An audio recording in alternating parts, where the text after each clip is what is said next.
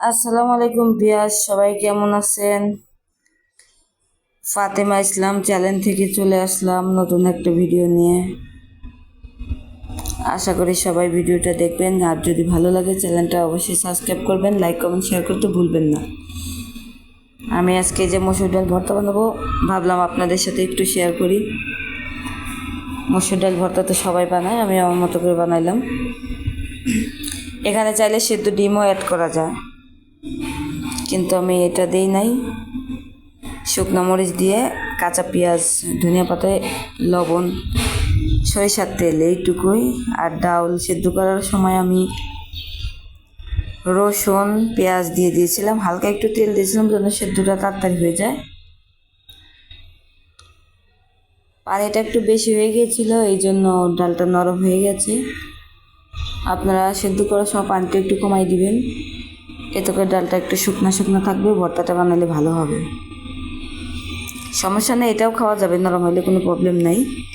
But ভর্তাটা বানাইছি, বানানোর পরে সবাই খাইছে। আমি ভাবছি যে রাত্রে আর রান্না করবো না, সাথে অন্য তরকারি ছিল, দুটোই হয়ে যাবে। কিন্তু ভর্তাটা একদমই শেষ।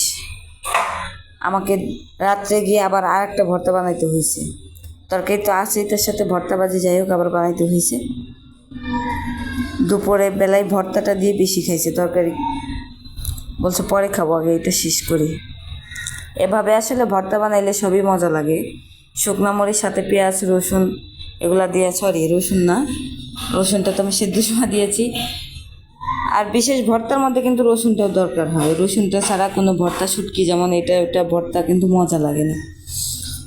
আপনারা এভাবে যে যেমন পারেন সেভাবে বানান, আমি আমার মতো করে বানাইলাম। আর বিশেষ করে আমি এই বাটনিটা কেনার পর থেকে ভর্তা করার ইচ্ছাটা বেড়ে গেছে। হাতেও ভর্তা বানাই, পাটায়ও ফিসি, আবার এটার মধ্যেও বানাই, ভালোই লাগে। এই যে ডালটা দিয়ে দিচ্ছি, ভর্তাটা এখন ভালোভাবে মিশিয়ে নেব। লবণটা আমি ডালের মধ্যে একটু দিয়ে রেখেছিলাম, আবার পেঁয়াজ মরিচ ভর্তার সময় দিয়ে দিয়েছি একটু।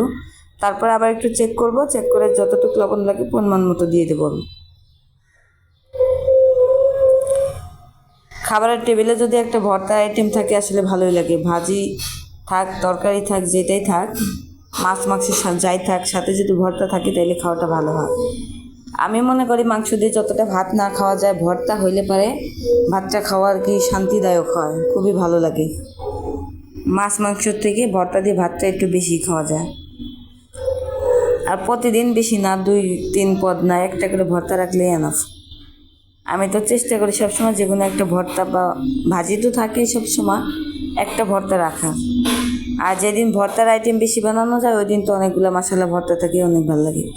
তবে বিশেষ করে আমার কাছে ভালো লাগছে নারায়ণগঞ্জে ভর্তা বানায়, নারায়ণগঞ্জের মানুষেরা যে ভর্তাগুলো বানায় অনেক মজা লাগে আমার কাছে।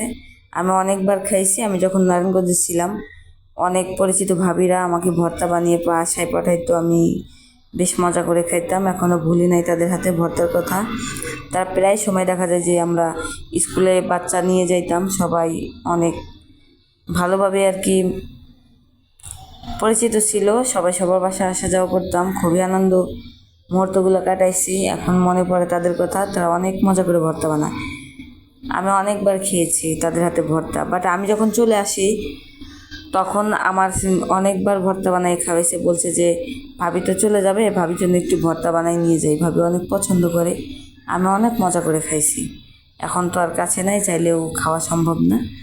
সব জায়গার ভর্তাই আমার কাছে ভালো লাগে। আর বিশেষ করে আল্লাহর রহমতে আমার প্রত্যেকের রান্নায়, প্রত্যেকটা জেলার রান্নাই আমার কাছে ভালো লাগে। জানি না কেন রান্নাই মজা হয়, নাকি আমার মুখে আল্লাহ রুচি বেশি দিছে।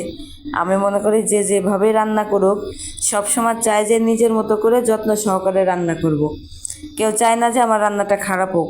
তারপরে এক একজনের রান্না অনেক অনেক যে পাকা রাঁধুনি তার হাতের রান্না অনেক সময় খারাপ হয়ে যায়, আবার যে ভালো রান্না করতে পারে না তার হাতের রান্না অনেক সময় অনেক মজা হয়। রান্নাটা হচ্ছে আসলে মনোযোগের ব্যাপার আছে।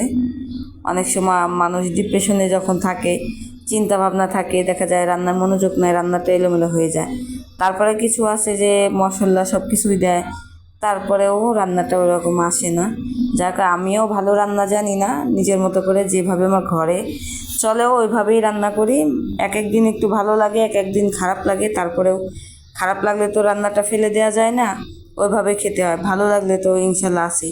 আমার ভর্তাটা শেষ, আজকে ভিডিও